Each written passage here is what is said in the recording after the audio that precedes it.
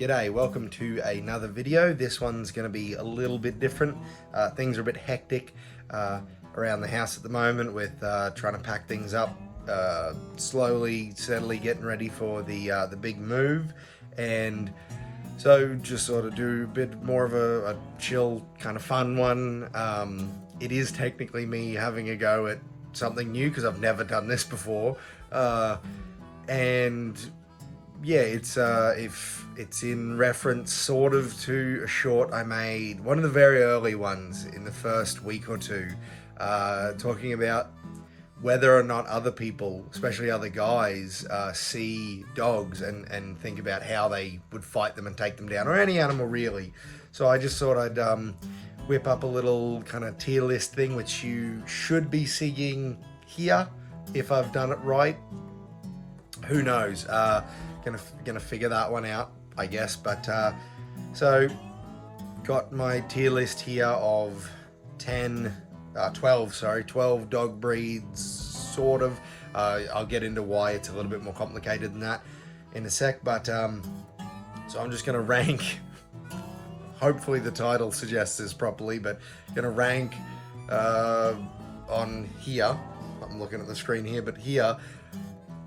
How easily I reckon I could beat them. S obviously being unbeatable, D being with my eyes closed, essentially. So the first ones that I've got up are the ankle biters, really. Like anything smaller than about that, like maybe like a normal sized backpack. Anything about that size and smaller is going to go straight into D, 100%. There's no doubt about it. I could do that in my sleep, basically. So next up we've got the sheepdogs.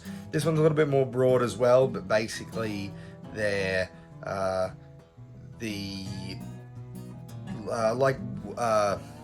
Sheepdog and Wolf, or whatever it was called, that cartoon, like those kind of ones. I reckon that any kind of animal or dog, that is there to protect a group should not be trifled with.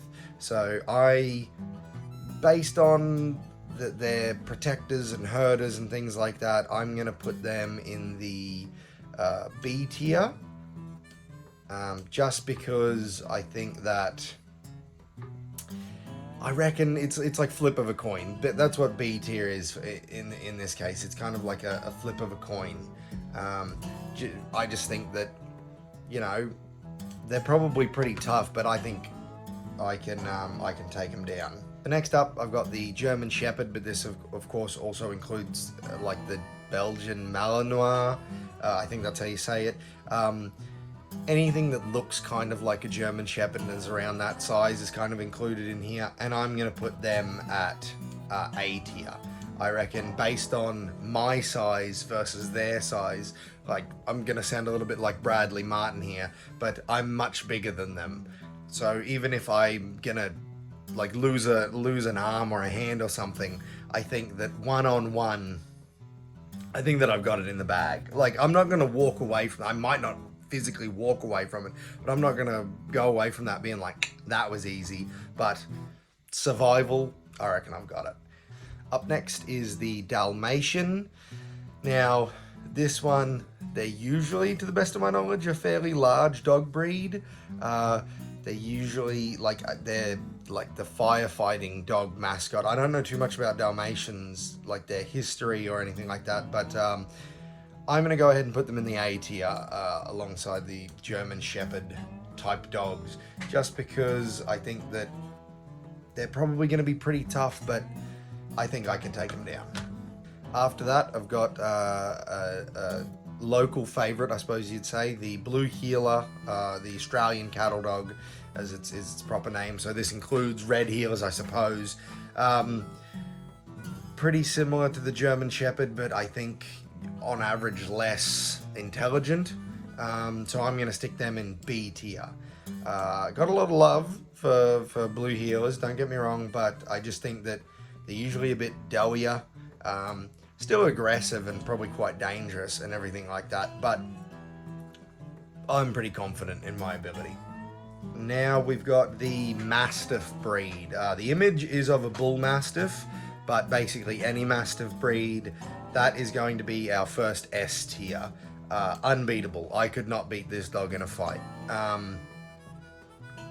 I just don't think I could. I just, like, maybe just barely if the odds were fully in my favor, you know, if by some stroke of luck the dog tripped as it was launching at me and I managed to get behind it or something, I don't know, but I think that I would absolutely be mauled to death by a Mastiff dog. But maybe somebody in the comments will tell me I'm wrong and they'll say, no, they're actually super easy to beat and I'm just wrong. But I don't think so. Now we've got a dog or a breed that is one that I don't know how dangerous they are, or if that's even really something you can say with this kind of thing, but the Doberman. As a child, these dogs terrified me. Still, when I look at them, I just get this uneasy feeling. So based on that alone, they're probably S tier, but the fact that I don't think they're a massive dog breed. I think they're quite large. So I'm going to put them in A tier, just because I think that if in a survival situation, I feel like I could shake off that initial fear from my childhood.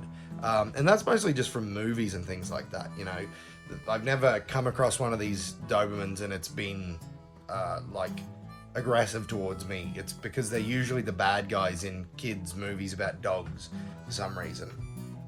Or just like really intense.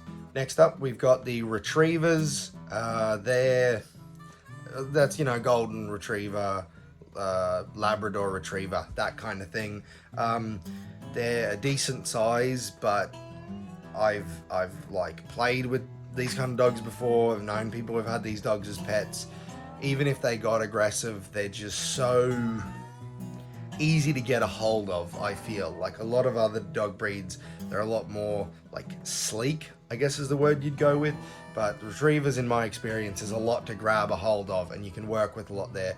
So, but they are that little bit bigger, so I'm going to put them in C tier. That, you know, I might lose a couple of fingers or walk away with some nasty bite marks, but I can take that dog down. Next up is the Rottweiler or Rottweiler. I'm not really too sure how do you pronounce that. The Rotties, basically. I think everyone knows, like, these are the go-to dog for somebody who wants a dog that can and will destroy someone. So they're not the biggest dog, but they're very sturdy, very tough. I'm going to chuck them in S tier. Same as the Doberman, they've got that reputation, but also they're just that dog, you know?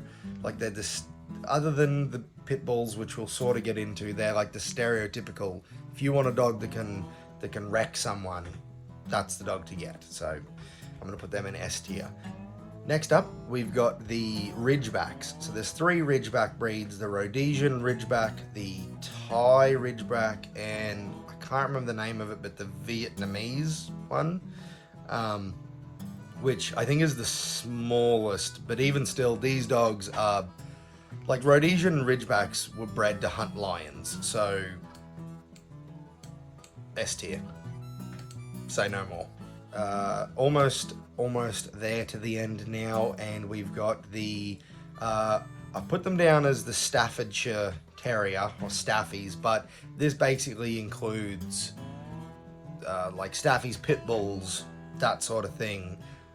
They're pretty much the same dog. Like, people who really know their stuff would be able to tell you, oh, this is the differences. But, like, if one's coming at you, you're not going to be like, I wonder if this is a Staffy or a pit bull. They've got the big head, they've got the powerful bite, but they're not that big. Like, I feel like if you're wound up and got like a good kick, you could probably sort it out.